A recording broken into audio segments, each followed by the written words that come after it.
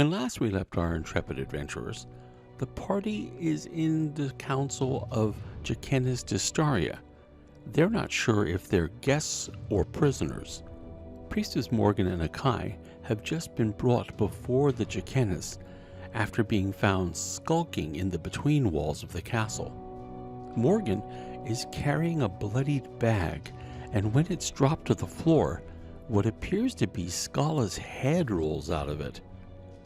Scala's taken back seeing her own head plop to the floor. Distaria mentions that Scala must now feel much safer knowing that Morgan has killed the original Scala. Scala protests that she is the original and whatever Morgan has killed was a clone. Distaria gives her a condescending smile and says, "That's what all clones say." She mentions Dark Alima, who lives on Red Isle, who they recently made their acquaintance of. She says that the poor creature, like all clones, is maddened to show that they are the original. Distaria quips that Alima wants to go in search for her original, but she is kept in place by her possession of the Dark Prince's ring, one of the dragon rings. Distaria shakes her head and says that Alima is a form of performance art that rarely exists in the real world. Scala fingers the coin she placed the rune of truth on the other day. It's still in her pocket. Feeling it and not being destroyed, she knows that she is the original. The Jacanis waves away the discussion and tells the party that there will be no charges against the former priestess Morgan, since the person that was killed was a known criminal and had committed acts against the throne.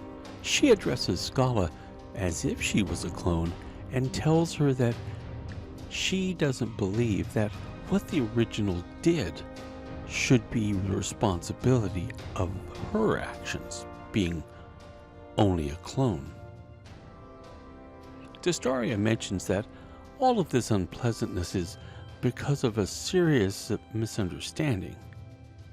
Distaria goes back to the topic of peace with the Southerners. She mentions that all of this unpleasantness is because of a serious misunderstanding. She says that if her nephew wishes to rule in the South, that is acceptable. Morgan pulls herself up to her full height and says that Distaria is a usurper and stole the throne from Junico. She is no better than a thief. The guards move around Morgan, and Marcus moves in to protect her. With a pained smile, Distaria retorts that there was a need for leadership in Deserata, and she offered to fill the void. At the time, it was thought that all the royal family had perished. Now that that's been proven as untrue, she offers a compromise to reunite the kingdom. She will turn over the throne to Junico when he reaches common age, where he can receive such a station. Until then, he should dwell in Deserata, and she will rule as regent. Distaria says that they should think on it, and she will have papers drawn up stating the offer, and the party should deliver the message, along with Priestess Morgan, who is no longer welcome in Deserata. She sends them to apartments and says there will be guards there, but that's because she doesn't want them wandering off and getting lost in the palace again. In the apartment, Morgan hugs Marcus. They haven't seen each other for a long time. They tell her what happened recently and the loss of her daughter, Estrella. Morgan says a few words for her daughter, and then they start to plan their next move against Evil Distaria. They rest, and Duncan sleeps. He wakes up in a room similar to the one that they're in.